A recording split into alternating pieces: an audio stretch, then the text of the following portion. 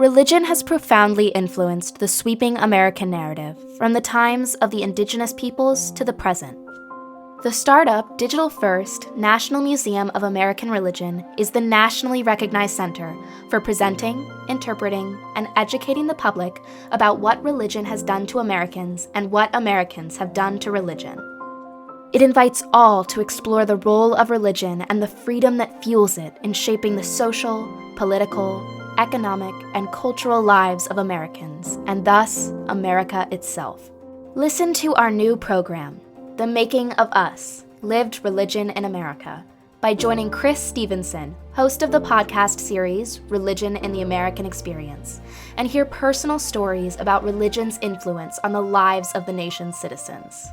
It is through hearing these stories that we can better comprehend ourselves, our communities, and the nation, and see more clearly how the American project can endure. Episodes will be released on the first and third Mondays of each month on Apple Podcast and Spotify. Register for notifications on our website, www.storyofamericanreligion.org, under the Sign Up tab.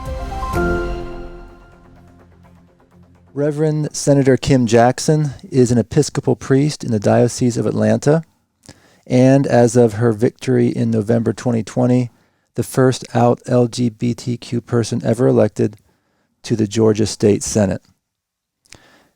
Reverend Senator Jackson's father served families as a social worker for more than 30 years. Her mother, a retired nurse and professor of nursing, served as a community nurse for economically disadvantaged families living with sickle cell disease. After graduating Furman University, Kim, as we will call her, volunteered as an EMT and led her colleagues at Emory's Candler School of Theology in advocating for criminal justice reform in Georgia. Upon receiving her Master of Divinity, Kim commenced her vocation as an Episcopal priest. During 10 years of ministry, she served as a college chaplain, a nationally renowned consultant and preacher, a parish priest, and a social justice advocate. In 2018, the Georgia House of Representatives commended her for her tireless effort, I'm quoting here, tireless effort on behalf of the disenfranchised, disenchanted, and dispossessed, close quote. State Senator Jackson, thank you for meeting with us. We are working on documenting religion's influence on individual and ordinary Americans. What you share is going to help us do just that. I'm meeting with you today over Zoom, June 9th, 2021. Kim, is there anything else you'd like to tell our listeners about yourself before we begin officially with the questions?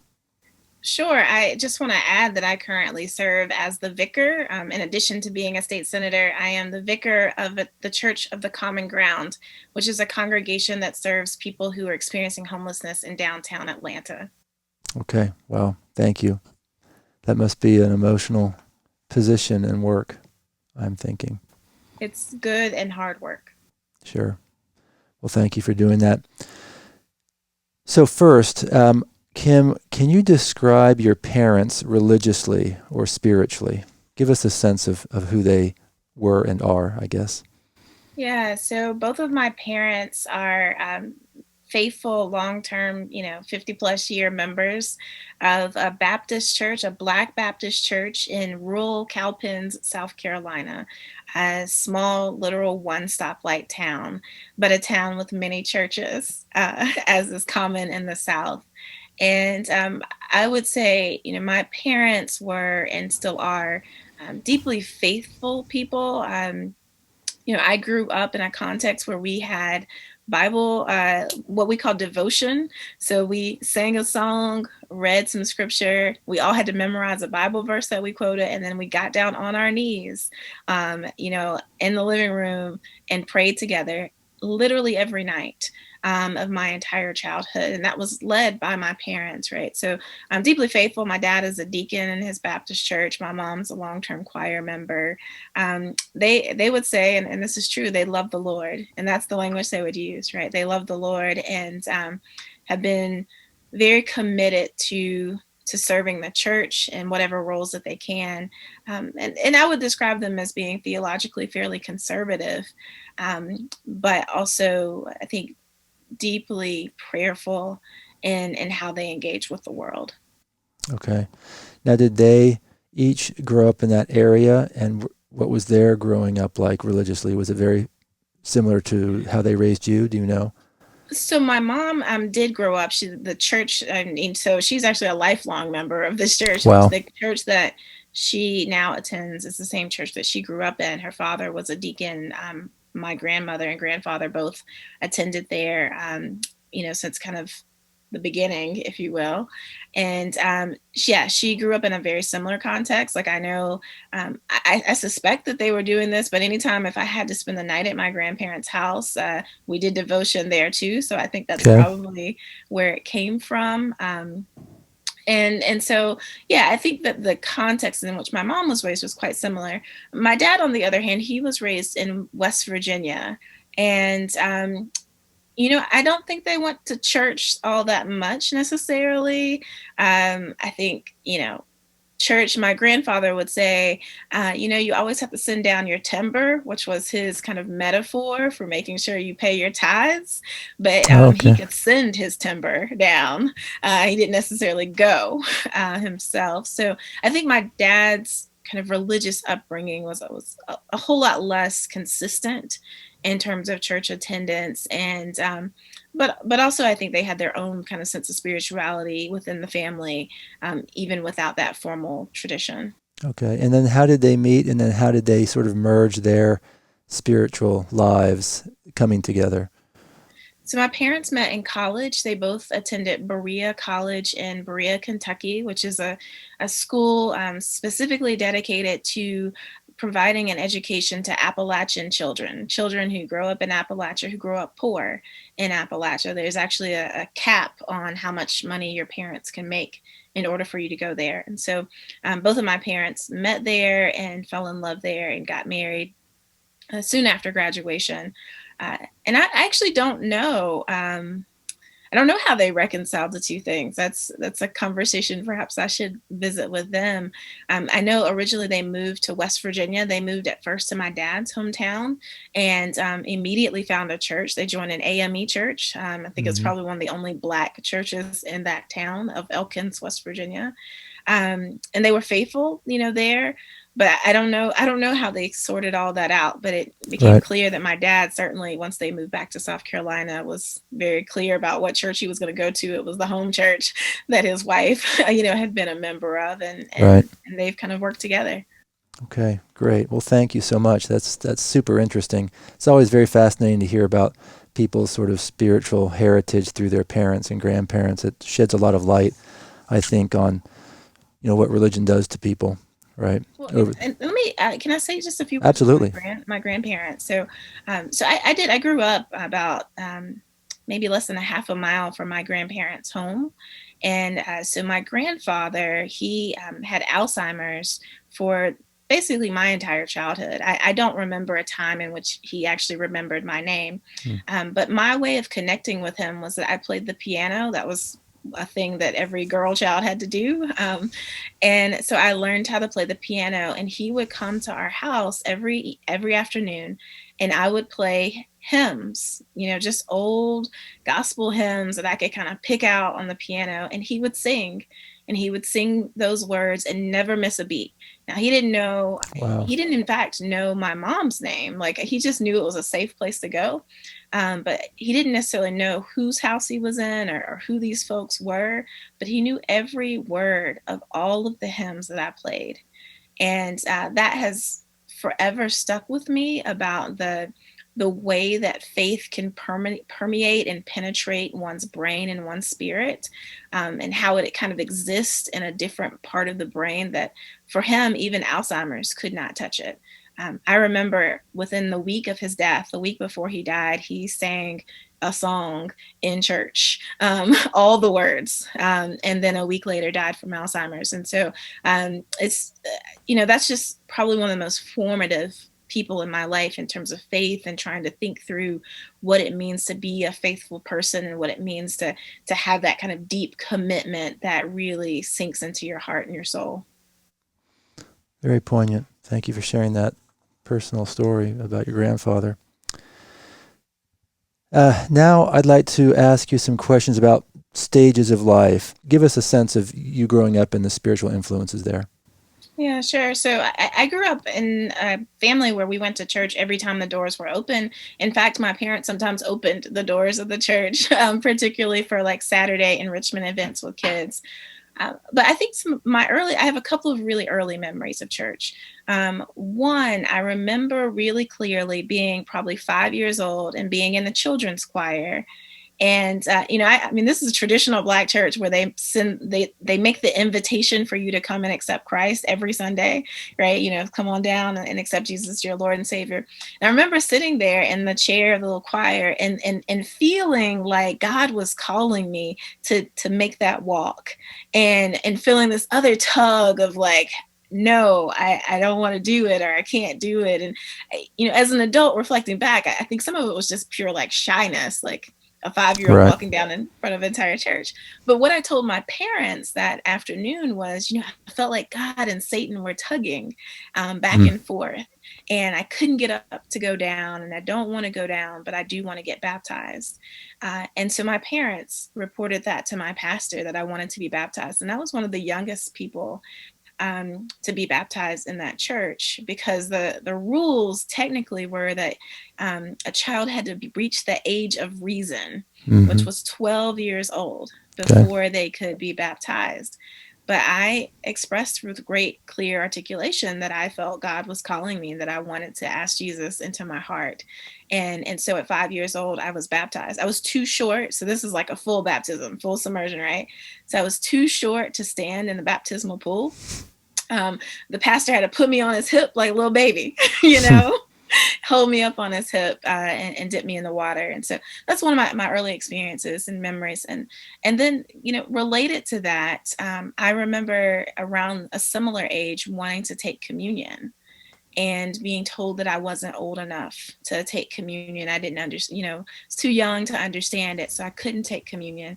And my mom said, that's fine. And she packed a little communion kit in a Ziploc bag and brought that with her to church. We only had communion on first Sundays. And so she would come out of the choir stand and sit with me. And so she would go up and she would get the regular communion, the juice and the bread, or the wine and the bread.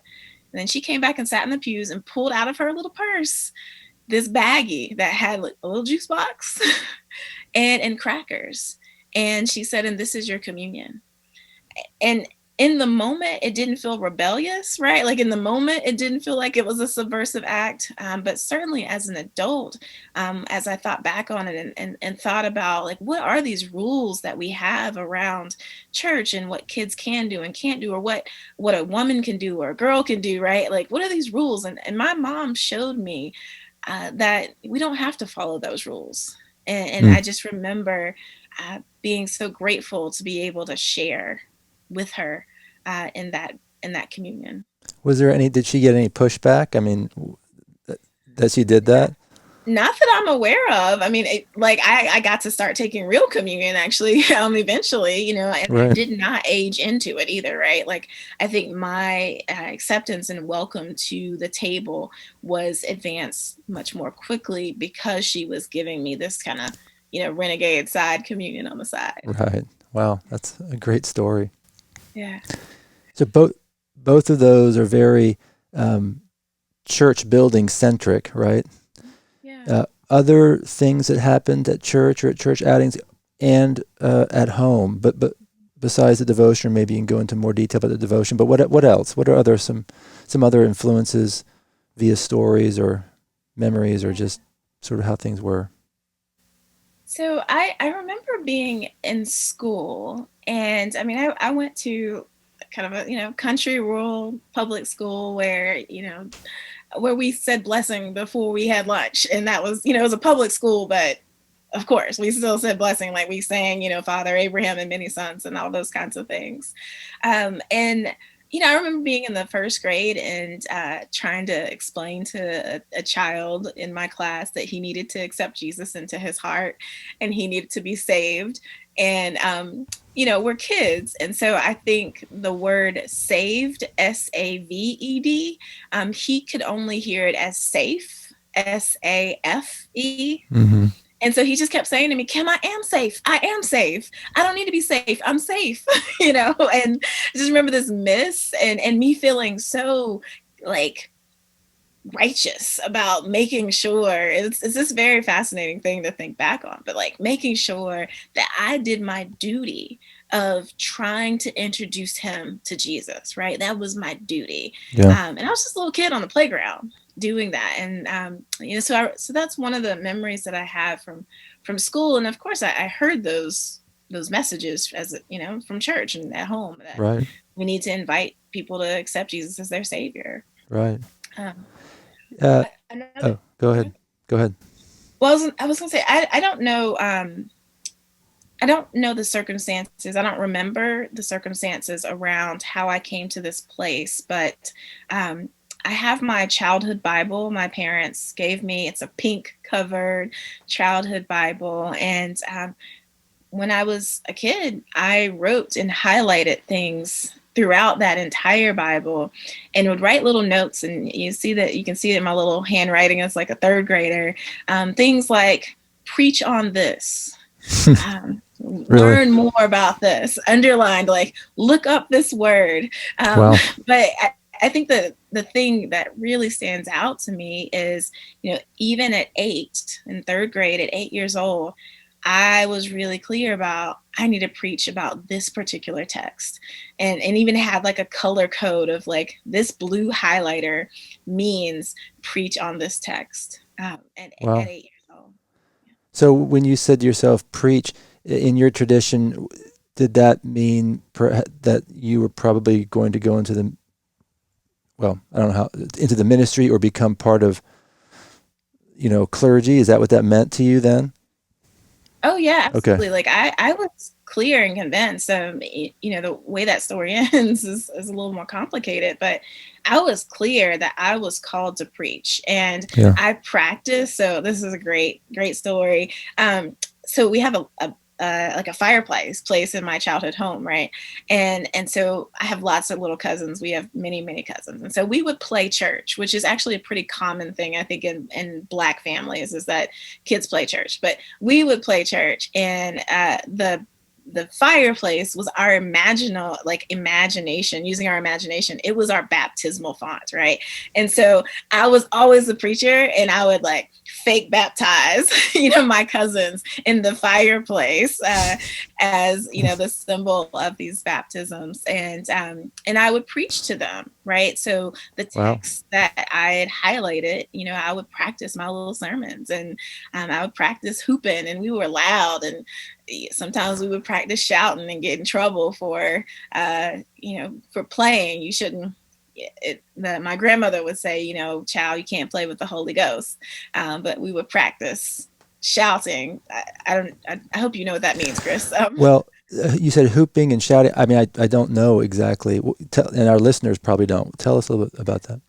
So in the Black church tradition of preaching, in certain Black church traditions, there's this process that a preacher goes through where they kind of it's almost like it's like music. It's almost like singing, but it's a particular kind of singing. We call it a hoop, but there's some rise and fall in your voice that and it gives this pause and space where people will give you your amens, and so Okay. sometimes your breath will catch, and you take a big breath, like right, like this is kind of a part of the Got it. Okay. part of the tradition. So I would practice hooping. And that's actually, so when a pastor starts to hoop, when the preacher starts to hoop, that's usually when the music also gets kind of revved up, and that's when people start to shout. And shouting is really dancing. Okay. And so, but it's it's a very physical dance. It's very active and mood. And so, sometimes we would knock stuff down in the living room, and it's very loud. It's just this very loud process, very physical.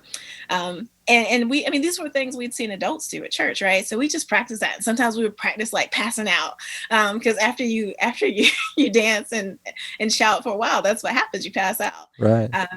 And so all of that, I was playing, but also in that play was very clear that no, like I want to be a pastor. I feel called. I would even have said that at 8. That I feel called to be a pastor. Wow. Okay. Unfortunately, when I went and told my pastor that I wanted to become a pastor, he told me, well, girls can't be preachers. And I responded to him, of course not. When I become a woman, I want to be a preacher. And he said, no, women can't do that either. Um, Women can't do Okay. that either. And we'll talk a little bit more about that. What age was that? How That old? was around that age, 8 or 9 years Wow. old, the Okay. same kind of stage and phase in my life Okay. where I was playing about it. Yeah. Well, let's move into maybe teens, those teenage years, middle school, high school. Any unique sort of spiritual influences at this age that you can share that are important? Yeah, I was a member of the Fellowship of Christian Athletes. I was an athlete, a three-sport athlete, a year-round athlete in high school. And um, I remember, so 9/11 happened in my senior year of high school. And the next morning, so I think a lot of schools maybe were canceled the next day, but for us, we came back. The next morning, the FCA was responsible for leading the prayers at the pole. So there actually is a thing like prayers at the pole, I've heard of them. but Yep. we had like a special prayer at the pole on 9/12, right? So 9/11 happened. And because I was the president of the FCA, it was my responsibility to pray. 9/11 just happened. Our nation is in great grief. One of my teammates, her father worked at the Pentagon. And so we had this like real close connection to the fact that he worked there, and he lived, but he had lost all these friends who had died at the Pentagon, right? And so I just remember standing at a podium outside of my high school with our entire high school standing around this flagpole. And of course, it was optional, but everybody was there. And I actually don't know what I said. I don't know what I prayed. I don't remember. I didn't remember it 5 minutes after doing it. But I had a teacher who came up to me afterwards and she said, "Can I have a copy of your prayer?" And I looked at her and was like, "What are you talking about? I didn't write that down." Like, who writes down prayers? It was an absolute, now as an Episcopal priest who reads liturgy, but Right. at that age, it was absolutely absurd. I had never heard of anybody writing down a prayer until that moment when she asked me for a copy of it. Interesting. But what she said to me when I said, "Oh no, I don't have a copy of it," like I didn't write it down. But she looked me in the eyes and she said, "You have a real gift. And God's using you. You have a real gift. God is using you." And I think that's really, I've carried that voice. I don't even know who that teacher is. Like I wasn't in her class. I don't know her name. Like none of that. But I still see her face and have that voice in my head of saying, you have a real gift, and God is using you. And I hope that's been true for my entire life. Okay. Wow. Teenage years can be rebellious. It sounds like you were very religious from a very young age. Any rebelliousness towards religion? You're not, during that time?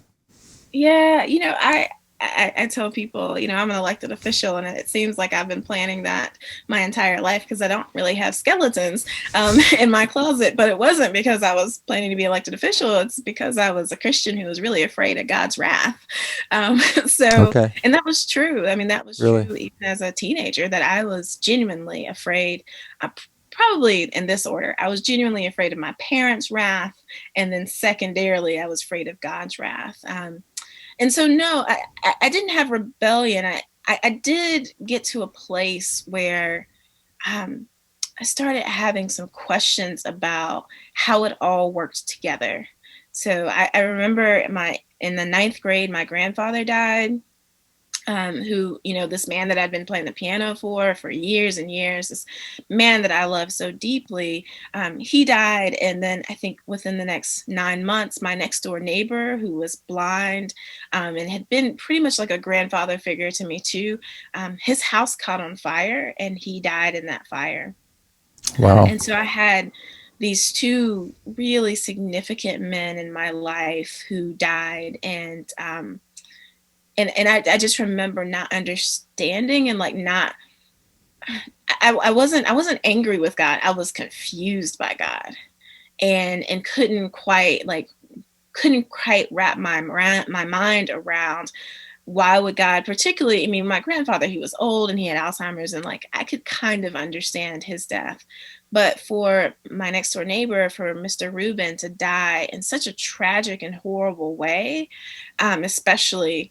It just made me ask a lot of questions about who is this God and what does it mean that God is in control, and was God in control of that fire, and like I remember having those questions and not really having a place to put them, right, not really having a person or people to talk to about it, because I was living in a context where we said God is in control, right? Where we said God's will is done. But I certainly do remember and journaled about it and had those kind of questions around how is this possible? And I think similarly, I was having questions around sex and sexuality around that same time, and trying to understand and reconcile. Like, I was a part of the True Love Waits movement. Hopefully, you've heard some other people talk about this. No, I have not. What is that? So the True Love Waits is this. Oh, It's a I think I have. Yeah. True Yeah, love waits. true love Okay. waits. Yeah. It's this purity Yep. thing where you make a pledge that you Right. won't have sex until you're married. And of course, I made that pledge because I was afraid of God's wrath, right? But I also was a developing adolescent Sure. who had desire, and I just remember trying to figure out, like, how is it that I feel this way and want these things, but that it's bad? And how do I reconcile that with like God created me, and not really quite understanding how all those pieces fit together. Right. Yeah. No. Well said. All teenagers feel that, and depending on the tools they've been given, they have to deal with it. Right. Yeah. All right. So let's go into college years, and super interested in how you became a preacher. Right. That process. So give us a little bit of insight on the influences that brought you to sort of where you are as a Episcopal priest. Yeah. So my freshman year, I had an 8 o'clock Religion 101 class. It was required. Why else would I take an 8 o'clock class on religion? And during one of those classes, I remember his name, Professor Strange, did an entire lecture one day, whole hour on women in the church. And specifically not talking about like the modern church, talking about the women of Jesus's day who had supported Jesus and who helped, in his words, start the early church.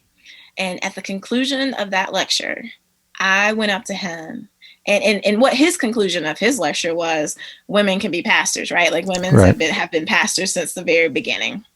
They've been serving in the church since the very beginning. And I went up to him at age 18 at, 9 o'clock in the morning now. I was fully awake. And I said to him with great boldness, "You were wrong. That is not possible. Women cannot be pastors." Because remember, I had been told by my pastor that I couldn't do it. And I believed him, because you believe when you're a kid, you believe the man of God who stands up in the pulpit and tells you how to live your life, right? And I'm sure race was a part of it, right? This is white guy who's standing up in front of me, Right. trying to say that women could be pastors. And he said to me, he's like, "Kim, I can show you some scripture, but I think you should go talk to the chaplain."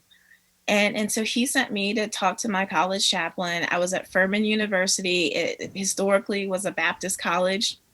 Had since disaffiliated, but still had a college chaplain.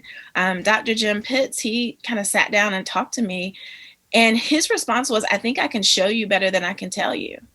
And so he put me in his car. And this really is the pivotal point in my life in terms of how I went from not believing I could be a pastor to starting to reimagine that again.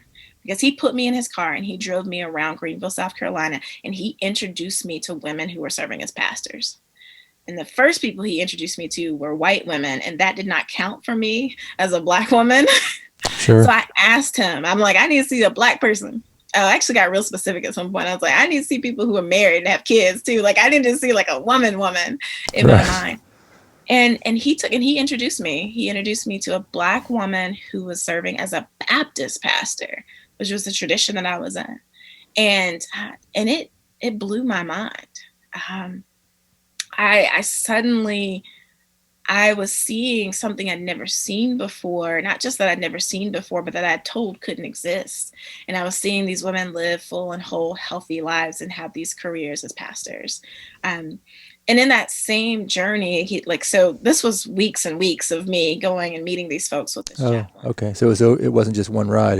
No, it wasn't just one ride. Like, this was multiple, because I kept raising the standard, right? I think he thought that introducing me to like the white United Methodist lady would be, sufficient. But because I was like, no, I need to see, so it was multiple rides. And then he was like, I want to introduce you actually to a pastor who's doing social justice work. Because that had been kind of my turn. Like when I figured out I couldn't be a pastor, I didn't have the words for social justice, but that's really what I figured I would grow up and I'd do social justice work.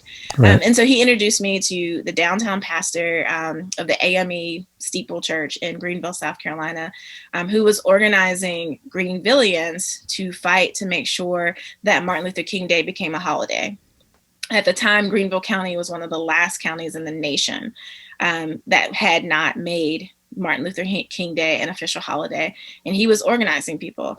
And so I started actually shadowing him. And in fact, the chaplain gave me an assignment to shadow him and to learn from him about this movement. And so that's how I learned about what it means to be a pastor and really a person who engages in the public square as a faith leader, because I saw that happening. And Jesse Jackson is from Greenville, South Carolina. And so Jesse Jackson came and I sat at his feet and really saw and learned firsthand what it is to organize around faith and as a person of faith to affect social change. And so that, Jim Pitts, God rest his soul, really did in my freshman year of college kind of lay the foundation for the kind of pastor and priest that I would ultimately grow up to be.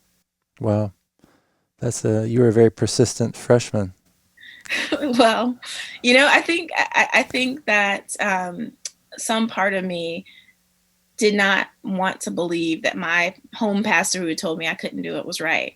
And so I was in pursuit of actually affirming that call that I knew so clearly when I was 8 or 9 years old. I knew God was calling me to be a pastor. Right. And so getting engaged and learning more about these folks who existed in the world was I think really helpful for me to get back to those roots of clarity. And then what's the story of you then becoming an Episcopal priest? Is that, what was that story? When I finished college, I knew that I wanted to get some formal education around seminary, around theological training, in part because I was a woman and I felt like nobody was really going to validate that call without me being formally educated. Like I still knew that being a woman was an uphill battle. And at the same time that I was beginning that journey, I also was beginning to get clear that I was probably a lesbian. I'd fallen in love with my roommate when I was in college. And, I was in a context where I could kind of tell myself that, it was just her. She was really special and I'm not really queer, and kind of pushed through. But by the time I was moving to Atlanta to go to Candler School of Theology, I was getting to that point of really accepting my identity as a lesbian. And so with those two things in mind, being a woman and being a lesbian, I knew then for sure that there was no place for me in my Baptist church for ordination. I knew that wasn't possible for me. Was that traumatic? What's that? Was that traumatic for you? I mean, of course, right. Of course. Yeah, I mean, that is your tradition and you were very steeped in it. That must have been. Yeah, I mean, it was incredibly hurtful. And actually, I actually did do a first sermon, which is this is how you get licensed in the Baptist church, is you have to do your kind of first coming out sermon. And, I actually did a first sermon my senior year of college. I just didn't tell anybody that I was gay. And they had evolved. So, 9 years later, by the time I was a senior in college, my home church had evolved enough to be willing to let women be ministers. Okay. Now, they would have never let me be like the head pastor of the church. Okay. They were letting me be a minister. And so I did that first sermon and, have the certificate that the pastor signed calling me Minister Kim Jackson. But I knew, I knew I was a lesbian. I knew I was a woman, and that it would just be always an uphill battle. And a lot of tears were shed. And I remember being so nervous about telling my mom and dad that I was going to go to seminary and that I was really going to pursue this, because I thought they would be disappointed because they believed the traditional kind of concepts that women can't be pastors. But so when I arrived in Atlanta, I immediately started looking for a church that would accept me, that would receive me as a Black queer woman. And, this is in the aughts, or this was in the aughts. So like 06, 07, the choices were not plentiful, right? Right. In terms of churches that would ordain an out queer woman. I kind of just had the Episcopal Church, the Lutherans, maybe they were a little touch and go, and Presbyterians in the North were good. And that was about it. They just weren't, there weren't a lot of options. Right. But I will say, even acknowledging there weren't a lot of options, I will say that the first time I ever went to an Episcopal church, it's my first year at Candler School of Theology, and I walk into, park my car. And I get out of my car and there are two women who are holding hands in the parking lot walking into church. It's the first time I'd ever seen clear, like obvious lesbians going to church in my life. Right. And I remember like asking them, like, can I go in with you? Like I was nervous and also like super excited and wanted to like look more closely to make sure they were holding hands because they were lovers and not like for some other reason. Right. But that first service was an all white congregation. They had music that was completely foreign to anything that I knew. There was this huge organ thing. It was all weird and out of context, except for communion. When they went and they began the process of what we would call Eucharist, of celebrating the Eucharist, right? But what I knew to be communion at that time, there was something in my soul that connected and knew that it was right. Like there was something about the ritual of it, the way that he held his hands. This priest was chanting, which is ironically, I don't do it all, but there was something in the chant that he offered up, and the smells and the bells that felt just deeply familiar to me, despite the lack of familiarity that I had with it, right? Right. And I think that moment was the moment that let me know this is the church for me. I want to be in this denomination where we celebrate communion like this, because that is right for me. And it feeds my soul and stirs my soul in a way that no other place had. Wow. So sort of all of a sudden that one encounter with the Episcopal Church sort of did it. Yeah. I left that Sunday and I went to class the next day and I asked the Episcopalians, because they all hung out together. I was like, is there a Black Episcopal church? Because I did need to see some Black people. Right. And they were like, yeah, there's a Black Episcopal church. So the next Sunday I went to that Black Episcopal church and I never left. Wow. And how you have brothers and sisters? Mm-hmm. I have a brother. And is he religious? Was religion as important to him as it was to you, and still is that a connection you two have? Yeah. So he's 4 years older than me. I think that he's not clergy. He may or may not go to church, but certainly he would be deeply, deeply saddened if I suggested that he didn't have a relationship with God. That would just be really off the mark. Right. And so he's spiritual in his own way. And I think that he is really, really my brother, more than me, very much so, is very concerned about whether or not God loves him and whether or not God is pleased with him. Like, and that's the theology that we kind of were raised with, I so see. I joke and say I was afraid of the wrath of God. Like, my brother is still very much afraid of the wrath of God. Oh, interesting. And Okay. so that kind of, I think, drives his life, and is kind of what grounds him spiritually, is being afraid of the wrath of God, and so wanting to get everything right and do things right.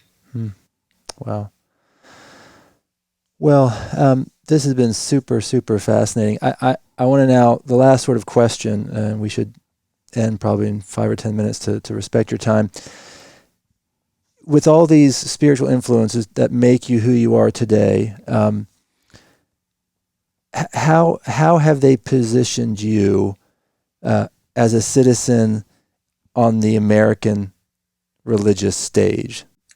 I will say I see myself as being a part of the continuing legacy of the Dr. Martin Luther Kings, the John Lewises, the Jesse Jacksons, and all of them should have Reverend in front of their name. I very much see myself in that lineage of Black pastors who are steeped and deeply rooted in Black church and Black church traditions and Black church theology, who have chosen to take that faith and engage in the public square, and who deeply believe that there is something inherent in the Christian faith that calls us to think about how we are neighbor to one another.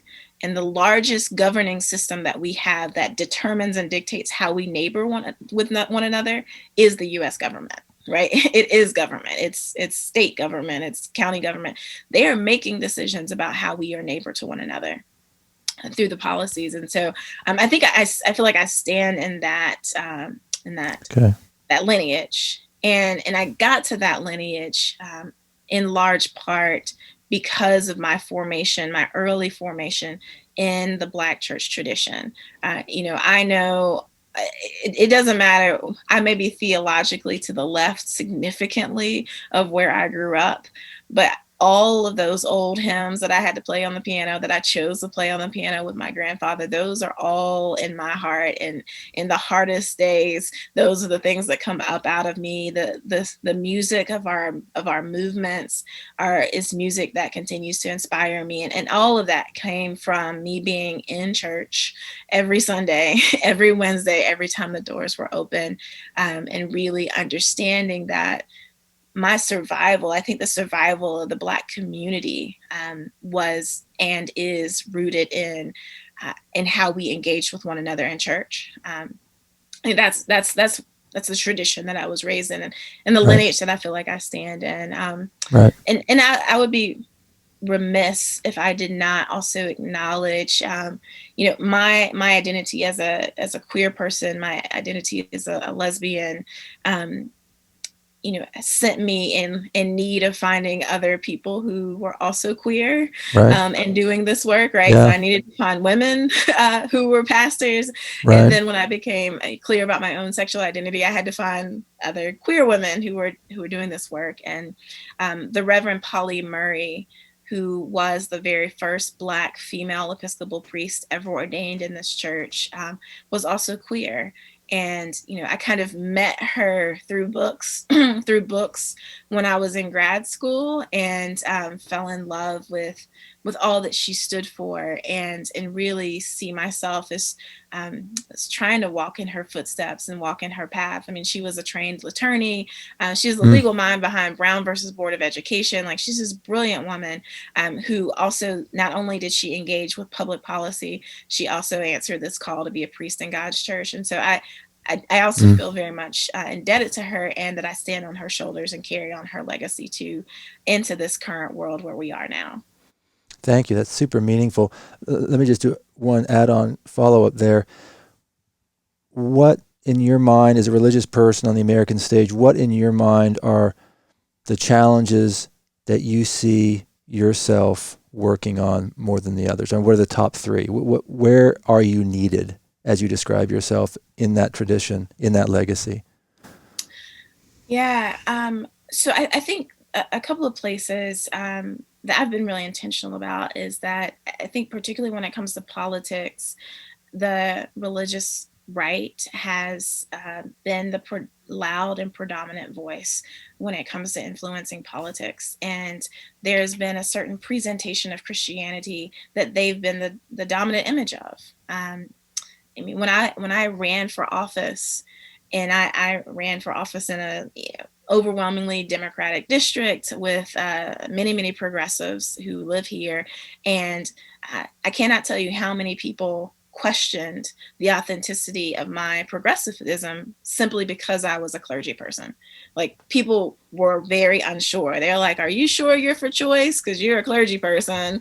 Like, are you sure you're not trying to like keep gay kids from being able to like do things because you're a clergy person, right?" And so I've spent a lot of time, and I think this is one of the niches that I get to fill, is being a clear progressive voice in politics that's unapologetically Christian. And I also seek to reclaim the stories of our church and of our tradition, bring those into the public sphere in order to advance causes that are positive and helpful to people who've often been marginalized, right? So I think that's a part of my work. I work with people who are homeless, and that is an intentional choice to engage with overwhelmingly Black and brown people who are on these streets. And I do that in conjunction with being a senator because it helps me when I think about policy and when I write law for the state, I can do so with the lens towards how does that impact my parishioners, these men and women, these people who not only do I pastor, but they're family to me in many ways. They're my friends. And so I think being embedded in both of those two worlds helps enhance my ability to legislate well, and to legislate particularly on behalf of those on the margin. So I think those are the two places I can stop there, where I feel kind of uniquely positioned right now. Okay.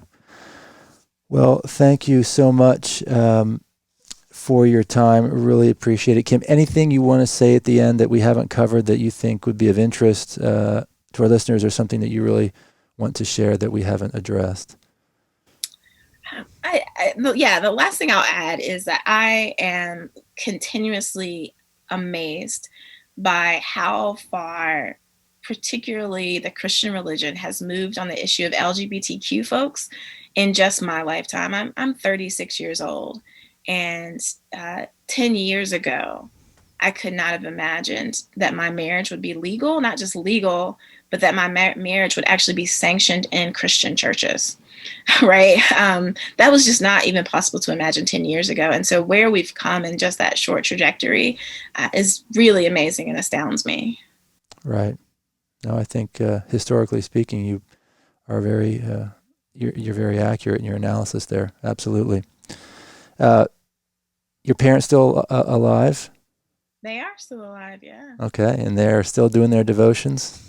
They still do. Yes, they are still doing their devotions. I know not to call at 9:00. That's because that's what they'll be doing for the most part. Right. Well, I'm sure they're very proud of their daughter. Thank you for your time so much. The podcast series, Religion in the American Experience, is a project of the National Museum of American Religion. Episodes will be released on the first and third Mondays of each month on Apple Podcast and Spotify. Register for notifications on our website, www.storyofamericanreligion.org, under the Sign Up tab.